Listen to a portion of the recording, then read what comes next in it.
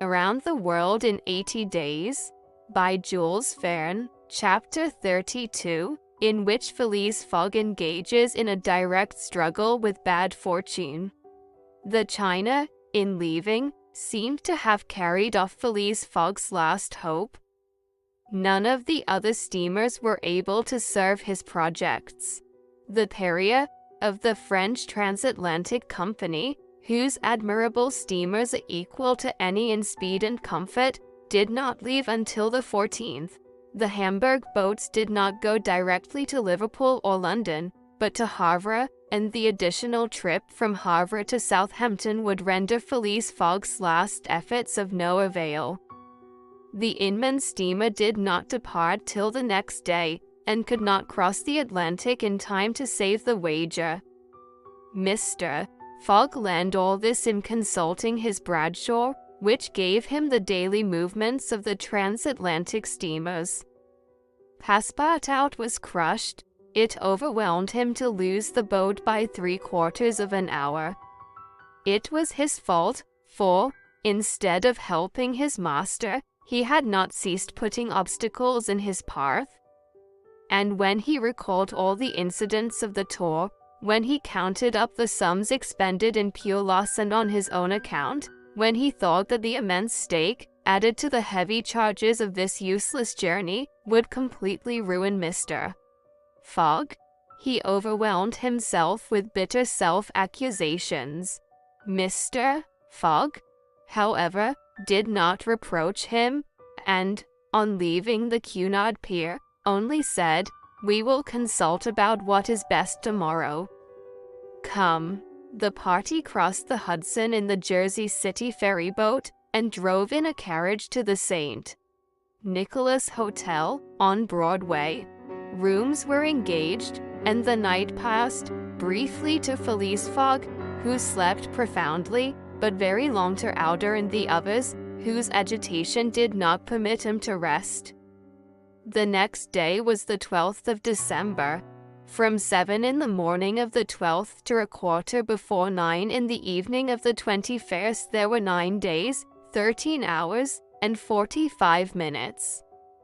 If Phileas Fogg had left in the China, one of the fastest steamers on the Atlantic, he would have reached Liverpool, and then London, within the period agreed upon.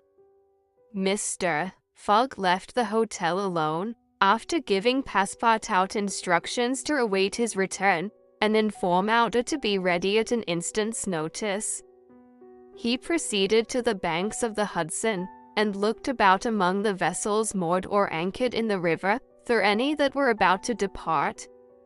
Several had departure signals, and were preparing to put to sea at morning tide, for in this immense and admirable port there is not one day in 100 that vessels do not set out for every quarter of the globe. But they were mostly sailing vessels, of which, of course, Phileas Fogg could make no use.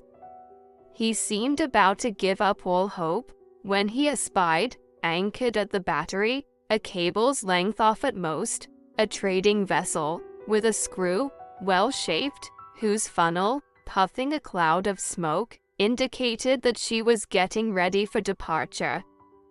Phileas Fogg hailed a boat, got into it, and soon found himself on board the Henrietta, iron-hulled, wood-built above.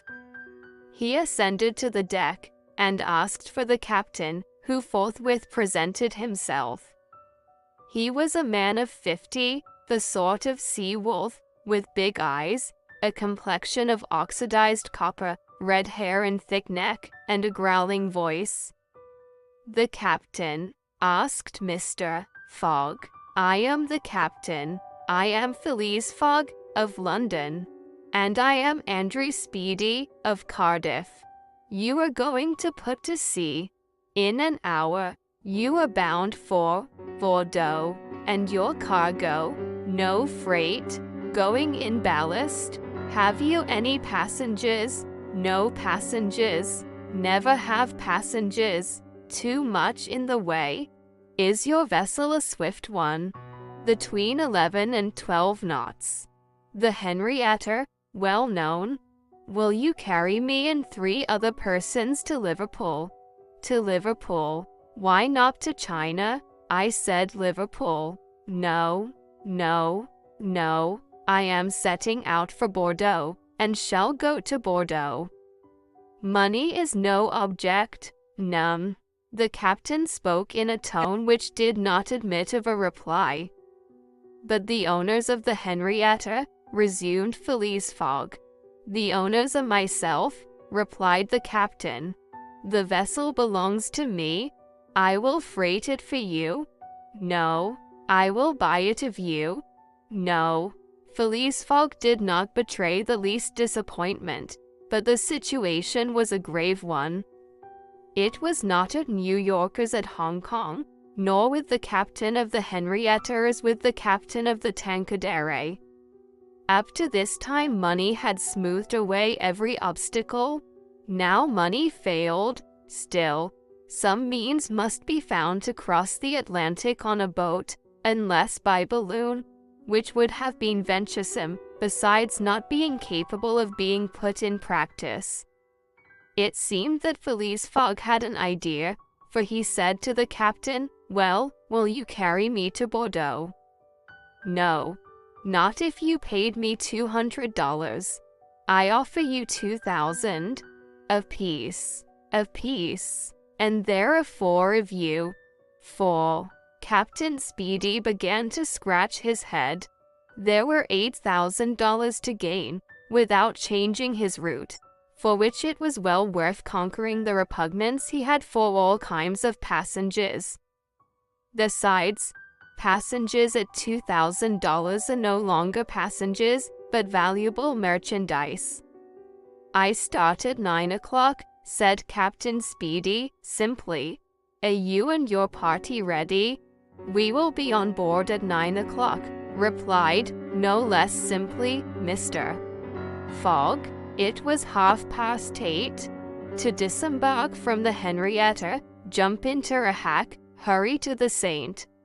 Nicholas, and return without a Passepartout, and even the inseparable fix was the work of a brief time, then was performed by Mr.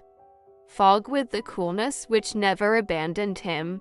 They were on board when the Henrietta made ready to weigh anchor.